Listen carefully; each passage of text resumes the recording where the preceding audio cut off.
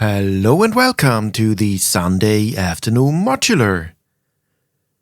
When we talk about Eurorack and modular synthesizers for starters, we often talk about what oscillator, envelope, VCA and filter module should I get, and also which case. What we don't really talk about is cables. And that's what I want to do here. Because all our modules are pretty useless if we don't have cables to connect them together. Usually cables used for Eurorack modular synths are with a 3.5mm mono jack plug. There are different lengths available. This is what such a cable looks like. For my videos I often use angled plugs, because it looks cleaner and you can see the module better. If you're a fan of lights, there are also cables available with built-in LEDs. They are quite expensive, but of course do look nice in the dark, and they show you if a signal is present. There are also special cables where you can patch another cable into it and split the signal. Now, I personally am not a huge fan of such cables. I'd rather use multiples to split my signals to different destinations. But that is really up to your preferences. Same goes for those split cables. Also available, adapter cables from a 3.5mm to a 6.3mm plug. I often see people use them to patch directly into mixers or audio interfaces. Now, just be aware that the modular synth has a very hot signal, so I always recommend an output module that brings the signal down to line level. I made a video about signal levels. You can find it in the video description or linked at the end of the video. So if you begin, I would recommend to get cables between 20cm and 60cm. This usually is enough if you have a smaller system. Get about 30 cables, maybe 10 20cm, 10 45cm and 10 60cm. This should be alright for you to start.